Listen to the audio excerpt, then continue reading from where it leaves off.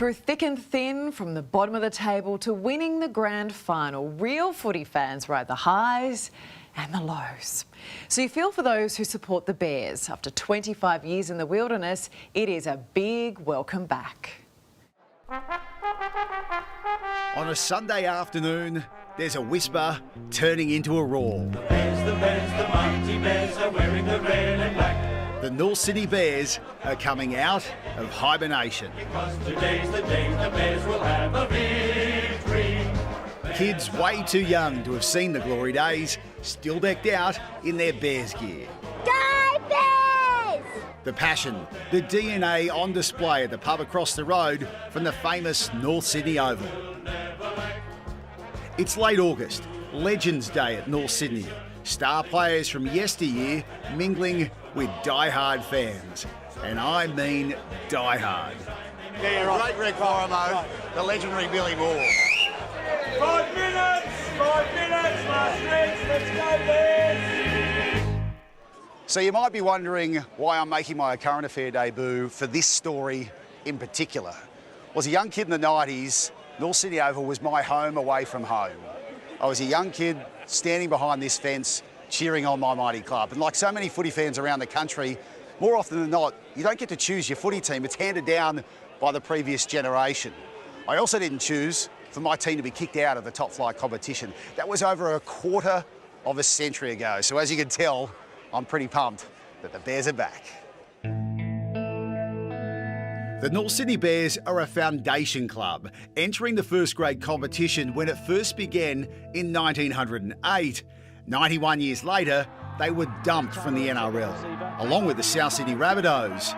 It hurt. 2 years before getting punted, the Bears were moments from a grand final appearance. Darwin coming across in cover! What a tackle! You can't buy history, it can't be created. I don't care how much money you got. It's only one person can do that, it's Father Time, and the Bears bring that history, that supporter group that's been laying dormant for 25 years, ready to re-engage. You know, look, it means so much to all the fans, the people who've invested, who have been on the journey over the last 25 years. The input, the effort, it's never gone away, you know, so the reward is for those people who, you know, have just been hanging in there waiting. You've got history marrying up with the future, two cities, you know, one team. We've seen it work with the AFL. Well, that's the test case. South Melbourne, now the powerful house called the Sydney Swans. Fitzroy is now the Brisbane Lions.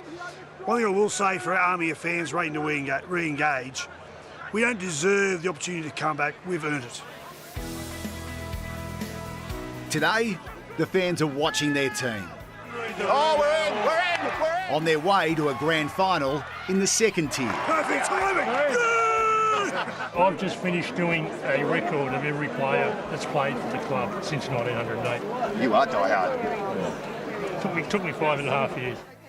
They have long memories and a lot of patience. You can't buy the history that this club has, though, can you? Never, and I hope we don't lose it if we go to the Bears. That's the main thing. Yep. Now, the announcement that's made the dreams of true believers come true. The Perth Bears are about to become part of the National Rugby League competition.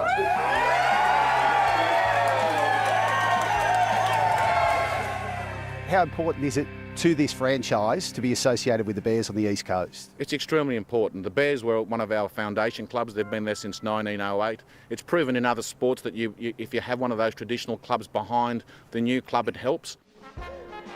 The Bears are finally back. You beauty. We've waited since the 15th of October 1999 for this, over 9,000 days. We never gave up, believing that we'd get our club back.